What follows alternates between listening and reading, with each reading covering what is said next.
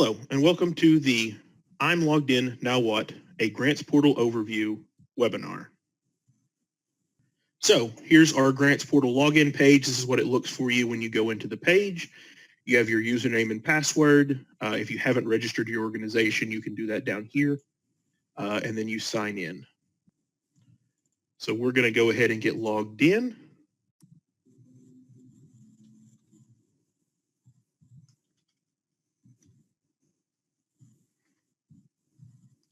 When you click sign in, you're going to be coming up with this privacy notice here, basically letting you know that FEMA is authorized to collect the information. It tells you all about it. You can read that. And once you accept that, you will be required to accept the attention that you are accessing a U.S. government information system. Once you accept that, you'll be taken to the home screen of Grants Portal. And you can see the first time you log in, you're not going to have any tiles up here, but we'll cover all of that information here in a little bit. So let's begin. First, we have our dashboard that we talked about. This is basically your home screen. And on your dashboard here, and throughout the system, you're going to have two different areas of Grants Portal. You're going to have the navigation side that is over here on the left. You have all of these different options here under your navigation side. And over here is when you get information here, we call this the action side over on the right here. This is just where you can actually make changes to the system. So let's start with the basics up here. In your top right, you can see that you have a little person avatar by your name. Sometimes you can be zoomed in a little bit too far and your name won't show. That's fine. This button does the same if your name was there. So we're going to scroll out just a little bit so I can see, and we can see that we're logged in as Harold Henderson because we are using that demo account, remember. If you click on your name, you have some quick actions here. First, you have your sign out, which will just sign you out of the system once you're done working for the day. You have the My Profile button. That button right there, if you click on it, let's go ahead and click on it, is going to take you to an overview of your information for your user profile. You can see the name of the person we're logged in as in demo is Harold Henderson. Their username is here, their security question, their contact information, and their email address. If at any point any of this information changes, say you need to change your phone number, you can go into edit up here in the top right, and you can change your name, you can change your username, and you can change your security question. But we're not going to change any of that today. You can also change your contact information here by clicking the Manage button and change email accounts or phone numbers. To go ahead and navigate back to the dashboard, the easiest way to do that is either clicking on the dashboard in the top left here or the Grants Portal icon. Either one will take you to the dashboard. All right, we're back in our dashboard now. Let's go ahead and click on our name again and look at all these different options again. The next one under My Profile is Request Page Assistance. That one's pretty simple. It's a really, really nice newish addition to the system. Whatever page you're on in the system, you click that button, it's going to take a screenshot of the page that you're on, and it's going to tell the current page that you're on. And you can actually type in what your issue is here. And you can click Request Assistance for Current Page, and that will email our shared inbox for technical assistance with Grants Portal. If you would like to add additional screenshots, you can also drag and drop your screenshots here. You just would click Request Page Assistance, and that would send that email over to our technical assistance operators. Underneath Request Page Assistance is About. That's just a quick, going to tell you what the update for Grants Portal is. Very rarely will you use it. We're going to go on to our Release Notes. Release Notes is just a pop-up that tells you anything that has changed since the last time you logged into Grants Portal. This is the new changes to the system. And you can see that this last update was deployed on September 7th, 2020. Once you're done reviewing it, you can either download them if you would like to, or you can close out of that. So that's everything underneath our avatar and name. If we move over, we have our task bell. This will usually only show if you have an active task to complete. So if we click on that, it's going to take us to our incomplete tasks. We click on it, and we can see my tasks here, and these are all of the tasks that we have to complete in the system. We're not going to review these now because we're going to go into those more in depth in the system in a little bit. So we're going to navigate back to our home screen, back to our dashboard. The next option we have is our lightning bolt. These are our quick actions.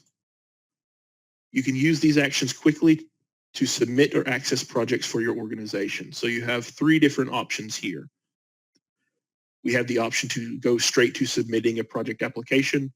We can view projects that are in progress. So any of the projects that we have worked on and we haven't got completely obligated yet will be right here. And then you have the option to view obligated projects, which is the projects that have already been obligated and the money has been sent out. We don't want to take any of those actions, so we're going to go ahead and click the X button. The next button we have here is our support center. The support center is really, really nice. The only area in Grants Portal when you click on it, it opens up a new tab. Kind of gets you lost if you open up a lot of them. You can see that you could get lost in here pretty easily with all these tabs, but we can just make sure we know where we're at. We have 5 different options to choose from here. First, we have the FAQ. These are frequently asked questions, and you can review those. Inside the system, going to help you out with basically the short technical aspects of questions that are asked normally. The next one we have is resources. We're going to go back to that one, but that's going to be a list of all of our different resources we have for you in the Grants Portal system. Next one is going to be feedback.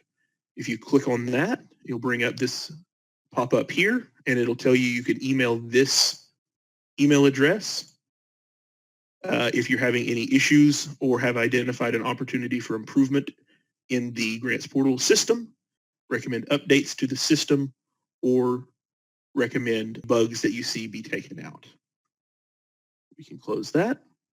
Next one is your account button. It's going to take you to the same area that the My Profile button does here. So either My Profile or your account in Support Center will take you straight to the same page. The next option is the Contact Us button. It's going to bring up the Grants Portal and Grants Manager hotline. This hotline is there to help you with any technical assistance questions you need with the system. I do work on the hotline most days. So we are open 8 to 8 Eastern Time, Monday through Friday. If you are in Puerto Rico, and they do have a bilingual person on there at all times if you would like to speak to somebody. You also have the ability to, if you don't like talking on the phone, you can email our support system, just like the Request Page Assistance button does. You can email them directly here and telling them what the system issue is that you have. All right, so let's go ahead and click on resources. That's our next big area we want to look at. Opens up a new page, but you'll notice that it has all these subfolders here. In Grants Portal Demo, you're not going to have everything that is built out. So there, you'll see some extra icons here when you're in live. But the main thing we want to do is look at the training materials and tutorials. You can see that it'll have a webinar scheduled for the week and the next week. These are the live webinars that we present, but you also have other options here. All of these different things are videos to show you how to do things in the system. This doesn't have all the buttons, like I said, but the training materials and tutorials will have almost everything you need to help you in the system. All right, so we're just going to go ahead and close out of our resources and our support center, and we're going to go back to our dashboard here. On the navigation side, remember we have the navigation side and the action side. So underneath My Organization on the navigation side, we're going to click on Organization Profile. The Organization Profile is just a general overview of all the information that you have in the system. This is a blue sky profile. This is a page that you'll have access to even if you aren't experiencing a disaster. or in the process of working on a disaster on your projects or things like that. This is going to be where your personnel is listed, the locations for your organization, and you can look through here and you can see all these different things. You can upload different documents that are going to be required here, like your insurance documents, things like that. This is not disaster specific, and documents loaded here won't show in your applicant event profiles or your disaster profiles is what we call them, as applicant event profiles. You'll notice as we move throughout the system today that you have the area up here that tells you what page you are on. You have a general information area, and you have bars across your screen or tabs that kind of show you more information. So each one of these is expandable. If you have an ability to manage or change anything inside that tab, always look over to the right. You'll have this manage or help button or upload documents or something like that. You'll always have this over to the right in that tab. All right, so we're going to navigate back to our dashboard. The next thing we want to talk about is our applicant event profiles. Applicant event profiles are always going to be listed under My Organization and applicant event profiles in the navigation screen. This is going to be a list of all of the disasters that you have requested public assistance for.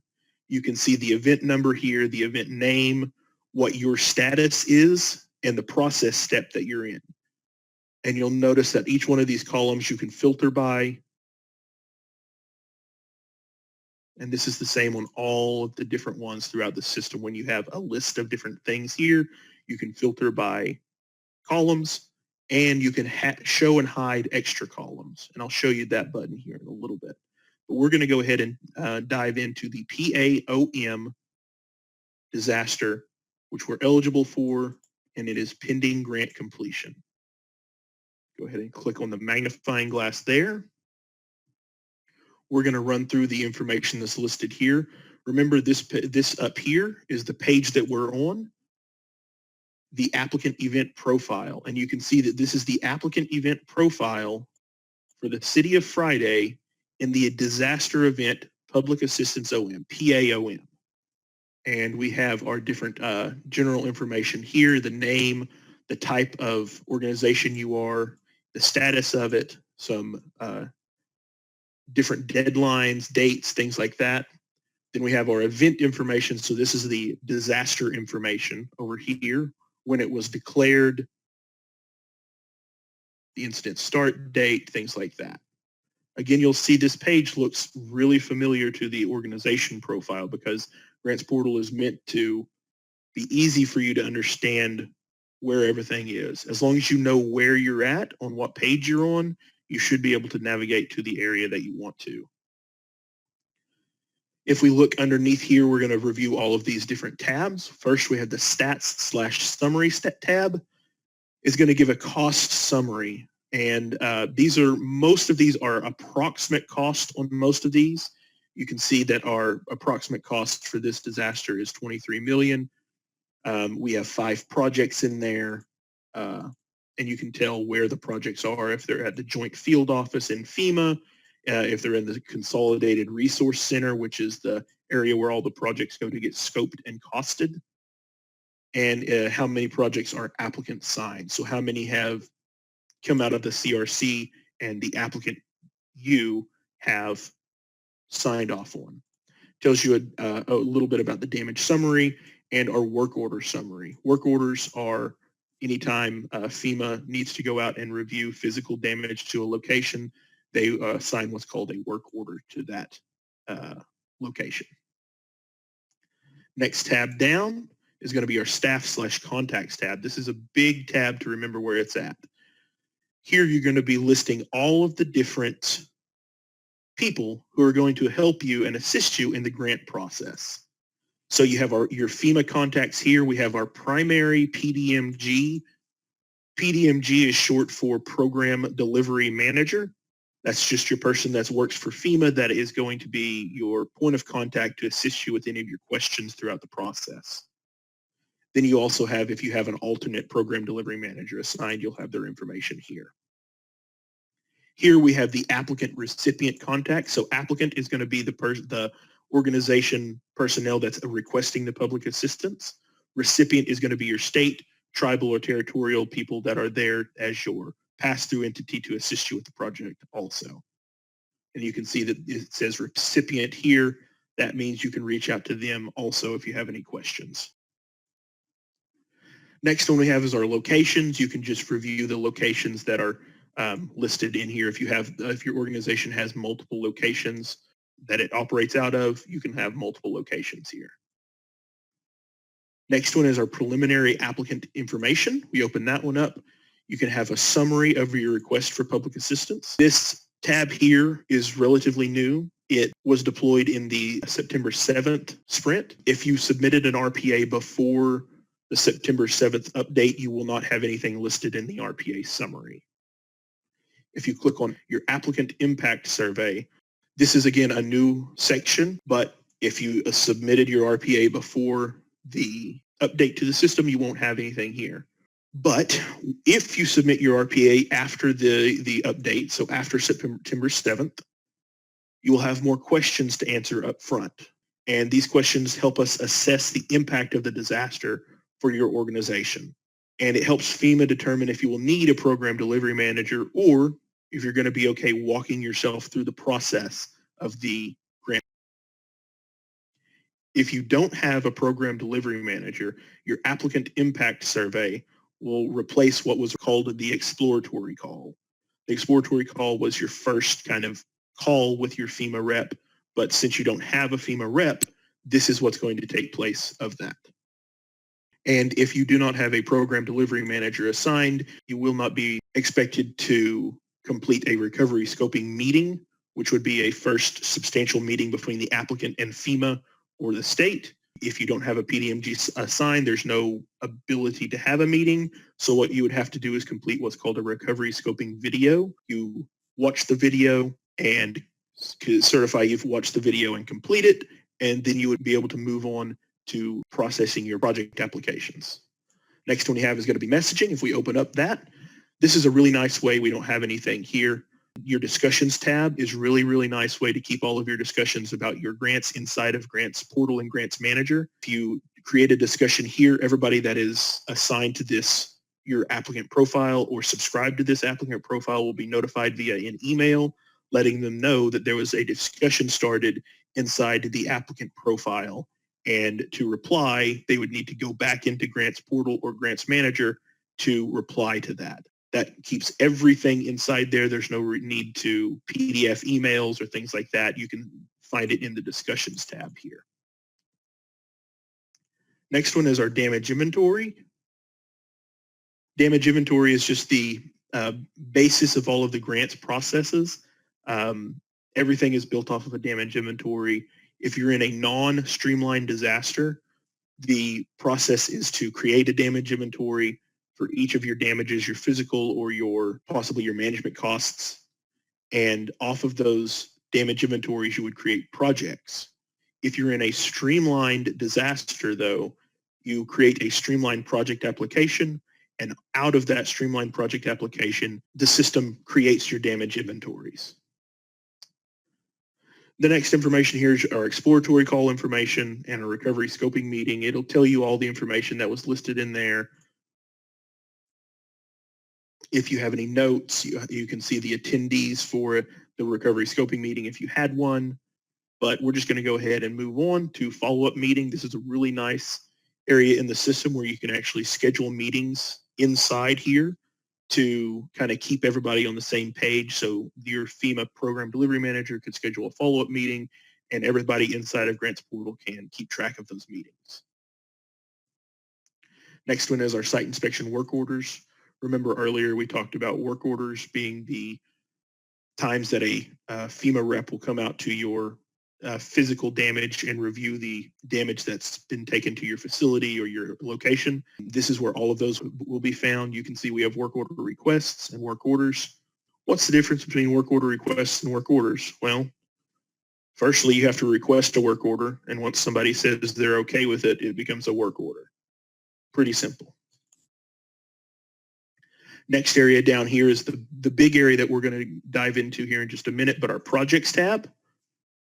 You can see here that this is going to be a list of all the different projects that have been created in Grants Portal or in Grants Manager, which is the FEMA side, where you have additional information required to process your grant. We're going to come back to that page in just a minute, though. Next, we have a 406 mitigation profile. Mitigation is just there to keep any damage in the future from happening to the same facility or location. Insurance profile, pretty simple. Insurance profile is listed here. All of your insurance documents can be uploaded there. Next one is going to be EHP, that is Environmental and Historic Preservation. Any project that goes into the system has to have an EHP review to make sure that everybody is up to code on the EHP laws and regulations. Documents here, we have an option to upload, but here's the area that all of your documents can be uploaded to your applicant event profile. You can see the source of the document here. We have these documents that are uploaded, and you can see the source is this specific one is going to be the project. This file here was uploaded to the applicant event profile, so it is the page that we are on, the applicant event profile. And you can see that the different categories and the names and the descriptions are listed here and who uploaded them and at what time. So we've come into the system. We want to go ahead and upload a file. So we're inside the applicant event profile here. I want to upload a file to the applicant event profile. Remember, if you have a tab and you have an options bar next to it, the button is always going to be there. We click upload. You can either drag and drop files over to this area here if you have another screen open, or if you have your files open on another area, or you can just click here and it'll open up your normal area to upload documents. And I have to find it. It was supposed to be already on here, but I apologize. We're going to upload our force account timesheet summary. We've already got that ready to go. We want to click on it and then open. You'll see that it has a little information bar here. This document has both uploaded to the systems. Just saying I've uploaded this demo document to the system, but we're not going to worry about that. You have the option of editing or removing this document that you're preparing to upload. We want to go ahead and edit it. So we click on edit. You're going to come up with this new pop-up. You can either edit the file name here. You can put a description here of it. You can add a category filter. But what we're going to look here at is the category. And you'll see that this category is required because there is a asterisk located there. Our force account, labor payroll, and timesheets and general force account category has already been applied. That's exactly what we want. So we're going to go ahead and save that. Once you have attached the documents to here, you can drag and drop multiple files, or you can select multiple files to upload at once. But we only want to upload this one. This is the only one that we're ready to upload. Once you have them in this area here, documents pending upload, you still need to click on upload pending documents to get them all the way into the system. So we're going to upload pending documents, and you get that green documents uploaded successfully check mark. Good job. You got it done. You're ready to move on to the next step. And if you click on uploaded date and filter it by newest, you can see that force account timesheet summary was uploaded today at 1:30 Central by me, Harold Henderson. All right, so going down, we have our comments section where we can add comments if we would like to. You can see some of these we've added force account materials, things like that. You can see all the different comments that are in the system, and we'll show you that in here in a minute. Next one is request for information.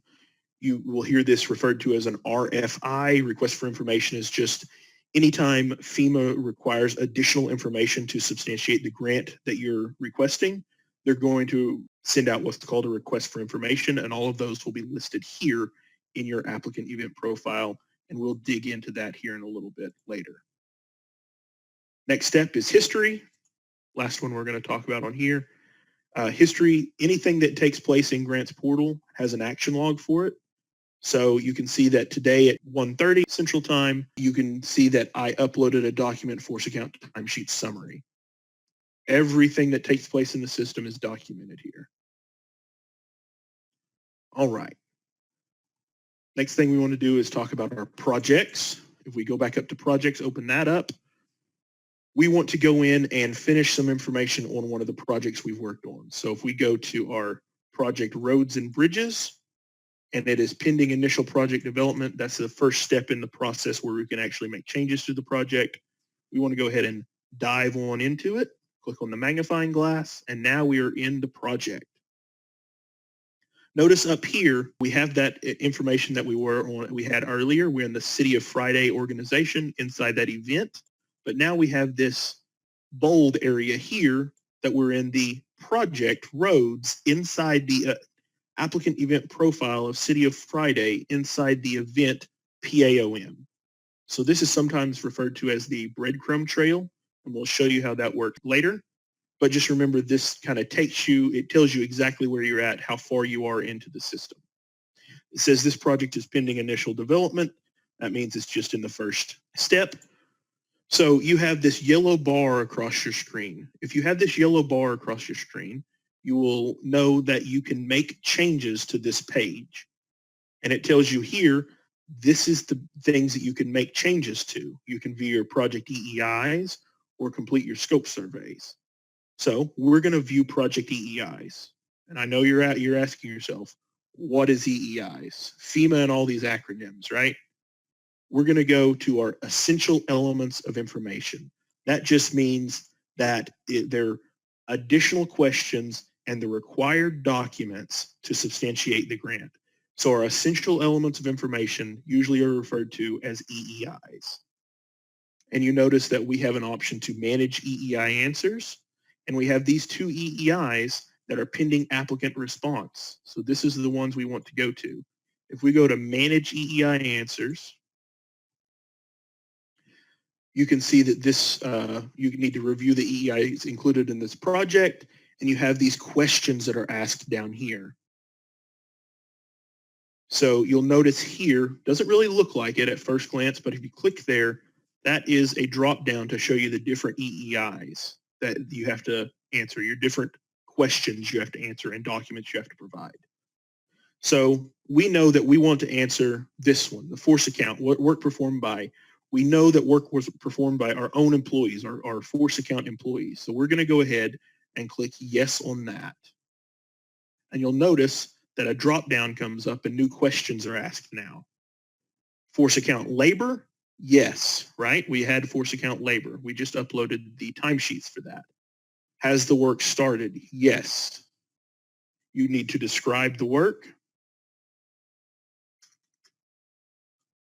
Remember, this is demo. We're just giving you a little bit of information. You'll need to actually describe what happened in the work here. And then you have this other question down here. Are timesheets, payroll records, or a force account summary available? Hey, guess what? We just uploaded that. So we're going to go ahead and click yes. And you'll notice right here, one document required. If you hover over it, it even tells you what document is required, the force account timesheet or summary. Well, great. We just uploaded that. Let's go ahead and attach that to our EEI now. So I'm going to say I don't know the rest of these questions right now. I'm good with not answering those. What we need to do is scroll up to the top of your EEI here. And if you have a save button that is dark blue and you can click, if you know you made the correct information changes, I would always recommend saving, because once we click save here, it's going to allow us to save. We get that answer saved successfully. I haven't changed any information. That save button is not going to allow me to click it because I haven't changed any information. But as soon as you make changes, you can save your data. Next step, we want to move over to our required documents. So you have these two tabs here. Here's the questions. Here's the documents. Let's go over to the required documents for this EEI. And you can see here the maintenance record is required based on our answers, and based on our answers, the force account timesheet or summary is required. So let's go ahead and click here on add document. You can add a comment, but we want to add document because we already have that document uploaded. We have a new pop-up. And you can tell here, this is, since we clicked on the area next to force account timesheet or summary, since we clicked the add document next to it, it's automatically going to pull up any documents that have that category filter on there of force account payroll timesheets or force account labor summary. And we know that we uploaded that file already. If it's not right here, we can just filter by uploaded date. There's that one that was uploaded today. And look, there's that force account timesheet summary. And since we already have it uploaded to the system, we don't need to upload it again. We can just click attach there. And you can scroll up to see the selected documents that we're going to attach to this EII. Now we can attach multiple ones if needed. So we have our roads project, but that's not what we need, right? We need our force account timesheet. So we can remove that. We're only going to attach the force account timesheet summary. And if we scroll down to the bottom of the pop-up, you have the attach selected. Remember, until you click either upload pending documents or attach selected, you're not done when you're uploading or attaching documents. So we want to attach selected. And you'll see that red exclamation mark that was down here has turned into a green check mark. We are done because we've uploaded the force account timesheet summary. If we were done answering the questions, we could always submit this to FEMA, submit the EEIs back so the program delivery manager can make changes to it. But we're not done, but we have added in that document, right? And we've attached it to the EEI. We want to go back. You have the go back button. That would take you back to your roads project, right? Back to that project we were working on. But we want to go straight back to our City of Friday applicant profile. So these are both clickable here. You can either go straight back to the project or you can go back to the applicant profile. We're going to go there. And we want to add a comment that we uploaded that document and attached it to the EEIs. So we scroll down to comments and we click on add comment.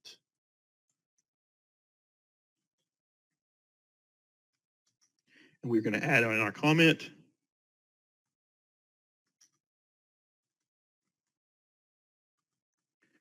Add in our comment and click save.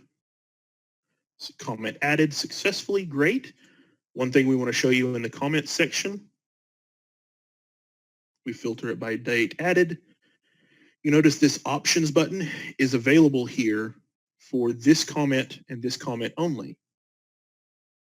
And it tells you on the comment section, if you hover over it on the options, why you cannot edit these comments, because this comment is older than 24 hours.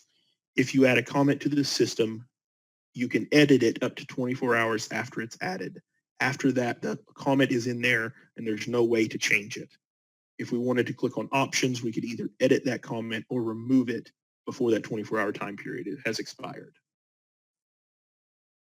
All right, so now we're done with that. Let's say we have another task we want to accomplish. You're told you need to sign your damage inventory. That's kind of vague, right? Well, we want to sign it and say that we're done adding damages to the system when we agree that everything that's in the system is good. If you have that task to sign your damage inventory, you will need to go to your applicant event profile, and inside your applicant event profile, you'll need the options button and sign damage inventory. So we're going to go ahead and click on sign damage inventory here, right? Opens up a new page where you have to review all of the damages that are in the system. You scroll down to the bottom and you'll see you have to digitally sign a document.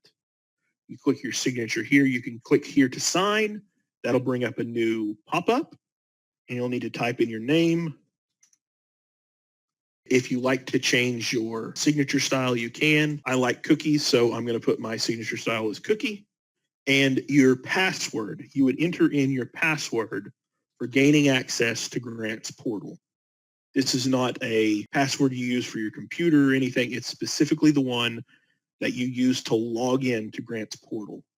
Once you've typed that in and your name, you would click sign and then submit, but we're not going to sign because we don't want to change this in the future for our demo account. But you would click sign and it would sign it. You would put your signature here and then you'd be able to submit that signature on. All right, so let's go back to our dashboard. Dashboard here, boom, takes us back here. We still don't have any tiles. We're going to modify that. We're going to make some tiles. Over in our navigation side, remember over here, anything over here is where we navigate to. So our exploratory calls and recovery scoping meetings, just know that you can review all of the exploratory calls that have taken place in the system and recovery scoping meetings that have taken place for your applicant profiles. But what we want to get to is projects. That's where we want to go. So now we're on the page My Projects, and this is a list of all of our projects. One thing to take note of on these pages over here, you'll have this filters button. If you click on that filter button, the arrow next to it, it's going to expand all of the different filters you can apply to these different projects. These filters can be set any which way. You can create multiple different ones, however you want to. What we're going to show you is the filters for things that I, as an applicant, need to do. So projects that I need to sign to move it forwards, that's what we want to know about. So we're going to do a tile, create a tile for projects that I need to sign. So the first thing we need to do is know that what event it's in. You can choose different events, but I don't care the event. I just want to know projects that are needing me to sign them. So we don't want to filter for event or sector. We want them active for PA, public assistance. We don't want to choose any of these other things because that might get rid of some of those projects that we want to filter for. We only want projects that I need to sign. So we would click on process step and we would scroll down and we would look for pending applicant DDD approval. So that's the one that we have to sign. That's one area that this applicant needs to sign the project. And the other one is going to be pending applicant project review. That's the other process step that the applicant needs to sign off on. So we're going to go ahead and once we've got all of this filtered for what we want, so we just want these process steps, we would click Run Query. That's going to take us to our projects that are pending those process steps. And we have one of them, pending applicant project review. That's good that I did this because I didn't know that there was a project for my review, even though I have a task bill for it. But I want to see a tile for it. So after we've filtered for what we want, we run the query. We need to save this filtered list. So there's this drop-down menu here, Save Filtered List. And that's going to be all this stuff that we filtered for. And what I want to name it is, I mean, we can name it anything, but I want to name it Things I Need to Do. We didn't mess with the columns or any quick searches, so we can click Save. And it says your changes were saved successfully. And you'll notice that that changed from my active projects to now that saved filtered list of things I need to do. Once you have saved it and you see it up here, the next thing to do to add it to your dashboard as a tile would be to click the yellow star. We'll click on that. Dashboard tile successfully added. Yay, we're done with that tile. What else can we do? We go back to our dashboard to make sure it's there. And you can see that that green button or green area for no tiles have been added is now replaced by this one tile that says projects that I need to do, things I need to do, and one. Any tile that you add to your dashboard is also clickable. That will take you to that filtered list. So say you have 20 different projects working in different steps, and you have projects that you want to know that are pending EHP review or pending different steps. If you say you want to go and review those specific projects, you click on that, and it's going to take you right to that filtered list of those projects. And you can see that this one is pending applicant review because it is in that pending step. Back to our dashboard. Now we want to see all of our projects, how much the cost is that we're going to need to replace on those projects. We open up our filters. We want to go to My Projects Active for PA, and that's going to load all of our different projects. These columns over here, they default to these different ones, but you can always add or remove additional ones. This says best available federal share cost, best available cost, and best available federal share cost. Most disasters are on a 75-25% cost share. The federal government pays 75% of that, and the applicant is responsible for the other 25%. So if we wanted to look at the best available cost for us, you can open up Show Hide Columns, and you'll open up this and you'll notice that the selection area is applicant. That's only to help the system from having to load all of the different columns if you're not going to want to view them, but I want to view all of them. We click on that little drop down, click on all, and you can see all of these different columns can be added to the area. What I care about is what is as the applicant's cost share. We can find that by going to non-federal share. We add that. You can see up here in our columns that are currently in there, the non-federal share is now there, but we don't even care about the available federal share costs. You can remove any one of these columns that you would like to. We can remove all of that, and once you're done with that, you would scroll down and click Save, and you'll notice that this goes from federal cost share to non-federal share. So that's the cost of that project that the applicant, myself, the organization, would be responsible for. It's 25% of the total cost. That project that we wanted to sign earlier, we're going to go back to our saved filters, and we're going to go to things I need to do, and that'll filter it again to that one project, right? So I need to sign this project. How would I do that? That's pretty simple. We click on the magnifying glass next to the project, and you see up at the top, you have the Sign DDD Scope Cost button. That's what the button you would click on to sign that project. We click on it, it pops up the new page, just like signing the damage inventory. And if you scroll all the way to the bottom, you say, I confirm that I reviewed all project information, and you get that same click to sign button where you type in your name and your grants portal password. Pretty simple once you get to the correct area on that. All right, so we have covered projects, damages, work orders, things like that. I want to review my tasks. So if you log into grants portal, you're on your dashboard, and you're looking around and you see, oh, what's this bell up here with a red 6 by it? That's your incomplete task. We've already covered that, right? We haven't covered how neat the tasks are, how easy it is to get to this correct area. You can see we have all of these submit EEIs to FEMA, complete damage scope surveys, all of that, sign your project. But then we have this one, applicant provide project RFI response. Remember, RFI is request for information. If we want to go in and respond to this RFI, all we have to do is click on review next to it. That'll open up our RFI for this project. And it says this RFI is pending applicant response. And you see that this is in yellow. That means we have actions that we need to take. So to respond to an RFI, a request for information, you would go down to line items here. And these are the different additional informations that they're looking for.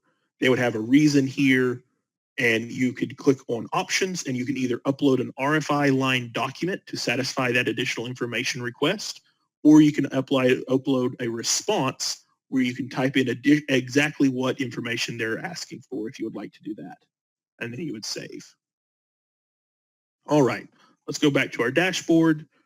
We have our calendar over here. If we go down to, we close our organization profile here. Our next area here is My Tasks. So we have our task button that's going to take us straight to our tasks like we have up here.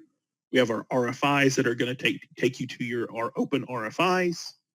We have workflow items, determination memos, and essential elements of information. You can go straight to all of these listed here. But we've covered most of those in depth. We're going to go to our calendar. The calendar in Grants Portal has been updated, is updated pretty regularly. You'll notice that you can right-click on the calendar in here and you can schedule a personal appointment, or if you're in an area where at a timeline, you can actually see these timelines will show up on this calendar. A time deadline for submitting your EEIs. Oops, we've passed that. We probably need to be working on all of this stuff, right? But this is demo, so we're just going to go with it. So our calendar is here. You can schedule personal appointments, or you can click on these deadlines and it'll take you straight to the area that you need to, and you can start managing those EII answers there. Next thing we have in Grants Portal, which is a really good thing that Grants Manager, the FEMA side of things, does not have, is the document uploader. We go here, open that up, And this is a quick area where you can start uploading documents to different areas of the system without having to go into each one of the sections to upload the documents. So you'll notice that use this form to quickly upload a document to the grants portal. First off, you'll notice that it has the organization, and then you have the applicant event profile, project, and damage. Right now, you have the option of uploading to the organization. You can see this green arrow here is going to point to where you're actually going to upload a file. So if I were to go down and select a document right now, I would upload it, blah, blah, blah, just like a normal upload. It would upload it to the organization profile. Remember that first area we talked about, that blue skies information? Let's say we don't have any documents we want to upload there. If we want to upload something to a specific applicant event profile, a specific disaster profile, we'd go here. We could choose which one we want. Remember, we've been working with that PAOM all day, so let's click on that. This is demo, so just bear with me that green arrow right here doesn't show that it's here, but trust me, that green arrow will be here in live, and it will show that you're uploading it to the applicant event profile. If you wanted to upload it to a specific project in that applicant event profile, we could do that. Here's that project number we've been working with. We click on that. That green arrow is here, loading it to the project. Or we can also additionally upload it to a specific damage. And since we have it filtered down for that project, we only have that one damage here to upload it to. But if we remove that project and we go straight to damage, this is all the different damages we have in the system that we could upload it to. So now you have that green arrow that's uploaded to that damage. You would select a document and it says the project road damage for public assistance for your organization is where you're going to upload your document. You could upload and add that category in there. Last thing we're going to talk about is intelligence. Underneath there you have widgets. Widgets are just predetermined tiles that are going to help you navigate through the system. There's plenty of widgets here that you can add in. I'm not going to cover all of them. The main one I want to show you is the project status table for standard specialized or for work completed. They're the same. It's just depending on what kind of project it is. We're going to use this one here. We want to click on add to table. Remember, we're under intelligence, widgets, and we want this project status table. We're going to click on add to dashboard. The event, we can filter this for which event we want to save it as. If you want to see all of your projects in all the different disasters, you can just leave the event empty, but we're going to filter it for the public assistance PAOM one that we've been working with. The size, you can't change the size on this widget. Some of them you can change the size, but once you filtered it for the event you want, you can click add. And you'll notice dashboard widget successfully added. So if we go back to our dashboard, there is our tile that we created, and here's that widget that we created. And it tells you how many projects you have in each step of the process. This is all the process steps that a project has to go through to get to applicant sign, where you've signed that this is the appropriate cost and scope of the project. And you'll notice that each one of these is clickable. So if we want to go into initial project development, projects that are pending initial project development, we click on that square there, and it's going to take you to a filtered list of projects in that process step of pending initial project development. All right, so that's everything we have for Grants Portal. Next thing we need to talk about, the next thing is our compliance information. We don't want it to happen, but unfortunately it does happen. Fraud, waste, corruption. If you notice any of those, you can report corruption, waste, fraud, abuse, mismanagement, and misconduct to the Department of Homeland Security Office of Inspector General. You can see that we have an 800 number here that you would, if you would like to call them, or you can mail them the good old-fashioned way at the address listed here. Last thing we're going to cover is our procurement guidance, PDAT, Procurement Disaster Assistance Team. Procurement is how you procure your contracts, how you obtain your contracts. If you have any questions about how to procure a contract, or if you have eligibility questions about contracts, how you obtained those, you can go to the Procurement Disaster Assistance Team's website, and they have a really, really nice webinar series that's, I think, 7 different shortish videos. And the last one is a quick shout out to our public assistance hotline we talked about earlier. You can call this number here, or you can email this email inbox here. They'll get back to you as soon as possible to help with any technical assistance questions with the grants portal system. And we have our videos on our YouTube channel.